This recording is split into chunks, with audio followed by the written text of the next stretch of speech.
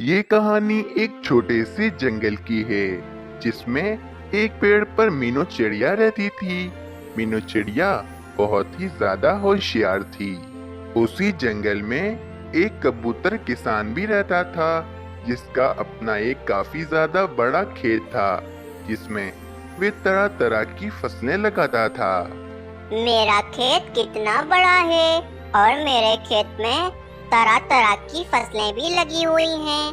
ये सब कुछ मेरी मेहनत के कारण मुझे मिला है। वैसे इस जंगल में मुझसे ज्यादा अमीर पक्षी कोई होगा भी नहीं। मेरा इतना बड़ा खेत जो है। चलो भाई, सुबह हो गई है, मैं जाती हूँ और भोजन जमा करती हूँ। मीनू चिड़िया जाने ही लगती है कि वहाँ पर मीनू चिड़िया की बहन कोमल चिड़िया आ जाती है। कोमल चिड़िया, क्या बात है?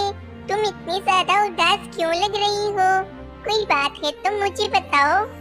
मीनू बहन, क्या बताऊं? हमारे जंगल में सूखे का मौसम चल रहा है। हम सब पक्षी बादल भैया के पास गए थे। बादल भैया ने कहा था कि कुछ ही दिनों में हमारे जंगल में बारिशें हो जाएंगी। तो फिर कोमल चिड़िया, इसमें समस्या क्या है वो बताओ। समस्या ये है कि हम सब पक्षी चाहते हैं कि हमारे जंगल में बारिश होने से पहले पहले ही हम अपनी जमीन में चावल और गंदम के बीज बो दें, ताकि हमारे जंगल में बारिश होने के बाद चावल और गंदम की फसल निकल आए और हम सब पक्षी आराम से भोजन खा सकें। आपको तो पता है मीनू बहन, अगर हम अभी चावल और गंदम के बीज बो देंगे तो बारिश के पानी के कारण वे फसल जल्द ही निकल आएगी। लेकिन हमारे पास तो ना ही चावल के दाने हैं और ना ही गंदम। हम अपनी जमीन में लगाएं तो क्या लगाएं? इसीलिए मैं तुम्हारे पास आई हूँ। कोमल चिड़िया, मुझे माफ करना, ना ही मेरे पास चावल के दाने हैं और ना ही गंदम। मैं रोजाना भोजन ढूंढने जाती हूँ और मैंने अभी तक कोई भी भोजन जमा करके नहीं रखा है। अब मैं क्या करूँगी मीनू बहन? मेरे जंगल के सभी पक्षी मेरे ही भरोसे बैठे हैं। उन्हें ऐसा लगता है कि मैं ही इस समस्या का कोई हल निकालूंगी। तुम एक काम करो कोमल चिड़िया, हमारे जंगल में एक कबूतर किसान रहता है। उसका अपना एक काफी ज्यादा बड़ा खेत है। हम दोनों उस कबूतर किसान के पास चलते हैं। हम उस कबूतर किसान से कुछ चावल के दाने और गंदम उधार पर ले लेते हैं। जब तुम्हारे जंगल में पूरी तरह से फसल निकल आएगी तो हम उस कबूतर किसान की जितनी भी फसल होगी हम उससे वापस कर देंगे। और फिर मीनू चिड़िया कोमल चिड़िया को लेकर कबूतर किसान के पास चली जाती है। आओ आओ मीनू चिड़िया, आज तुम्हारा कैसे आना हुआ मेरे खेत में? वो दरअसल बात ये है कबूतर किसान कि ये मेरी बहन कोमल चिड़िया है और इसके जंगल में सूखे का मौसम आया हुआ है। बादल भी कुछ ही दिनों में जंगल में बारिश कर देंगे। लेकिन मेरी बहन चाहती है कि बारिश होने से पहले पहले ही वे अपने जंगल में चावल और गंदम बो दे, ताकि बारिश होने के बाद चावल और गंदम की फसल निकल आए। लेकिन कोमल चिड़िया के पास ना तो चावल है और ना ही गंदम, इसीलिए मैं आपके पास आई हूँ। आप मेरी बहन को कुछ चावल के दाने उधार दे दें। जब मेरी बहन के जंगल में चावल की फसल निकल आएगी तो आपके जितने भी चावल होंगे मेरी बहन आपको लौटा देगी। ठीक है मीनू चिड़िया, मैं तुम्हारी बहन को एक पोटली चावल के दाने उधार पर दे देता हूँ। मैं 1 महीने का समय देता हूँ। मुझे पूरे 1 महीने के बाद अपनी चावल की पोटली, वो भी ब्याज के साथ चाहिए। कबूतर किसान, तुम बिल्कुल भी परेशान मत हो। 1 महीने के अंदर अंदर मेरे जंगल में चावल की फसल निकल आएगी। फिर मैं तुम्हारी चावल की पोटली और तुम्हारा ब्याज दोनों ही लौटा दूंगी। और अगर नहीं लौटाया तो मीनू चिड़िया, तुम मेरे घर पर नौकरानी बनकर काम करोगी। ये बात याद रखना मीनू चिड़िया। ठीक है कबूतर, मंजूर है। अगर मेरी बहन ने तुम्हारे चावल नहीं लौटाए तो मैं तुम्हारे घर पर नौकरानी बनकर काम करूंगी। ठीक है, मैं तुम्हें एक पोटली भरकर चावल दे देता हूँ। और फिर वे कबूतर के किसान कोमल चिड़िया को एक पोटली भरकर चावल दे देता है और कोमल चिड़िया तो बहुत ज्यादा खुश हो जाती है। चलो कबूतर किसान, अब हम चलते हैं, अब 1 महीने के बाद मिलेंगे। ये कहकर मीनू चिड़िया और कोमल चिड़िया वहाँ से चली जाती हैं। जाओ कोमल चिड़िया, जल्दी जाओ और अपने जंगल में जाके ये सारे चावल बो दो। और फिर कोमल चिड़िया वे चावल की पोटली लेकर अपने जंगल की तरफ चली जाती है। ये चावल की पोटली उस कबूतर किसान ने मेरे भरोसे दी है। बस कोमल चिड़िया जल्दी से चावल बो दे और उसके जंगल में चावल की फसल निकल आए। मैंने सारे चावल जमीन में बो दिए हैं। कुछ ही दिनों में बारिशें भी शुरू हो जाएंगी और फिर बारिशों के बाद हमारे जंगल में भोजन ही भोजन होगा।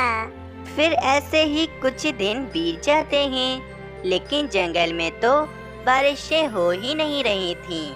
कोमल चिड़िया काफी ज्यादा परेशान हो जाती है।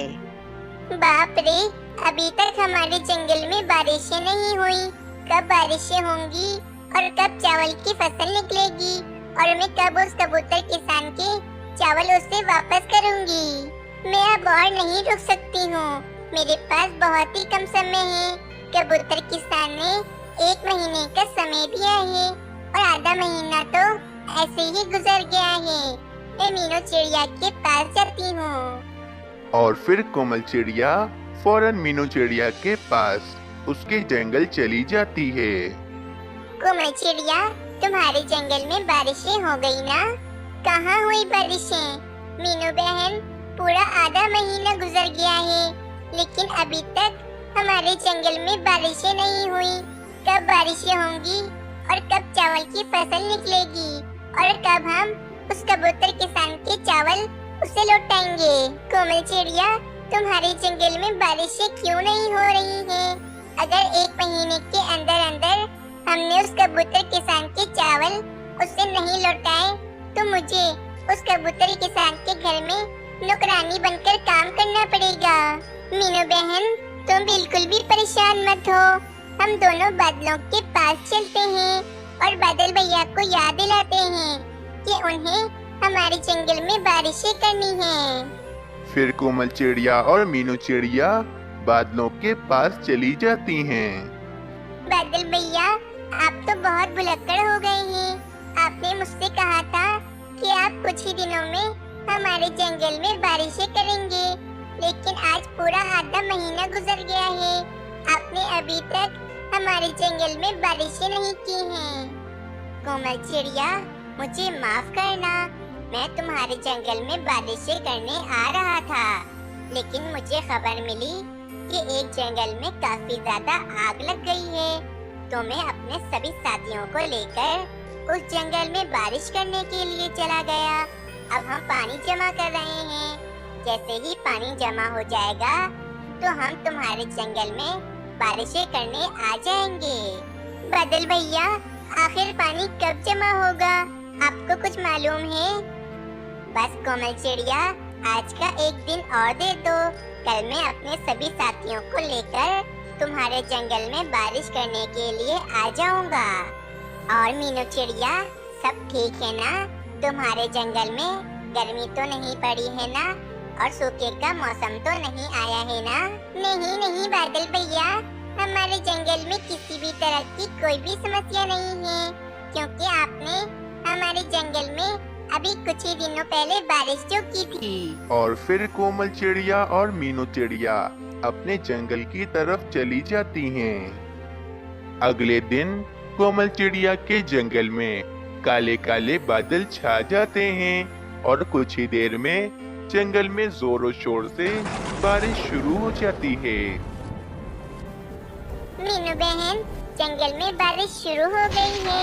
बस कुछ ही दिनों बाद मेरी चावल की फसल भी निकल आएगी, फिर हम उस किसान के सारे चावल उससे लौटा देंगे।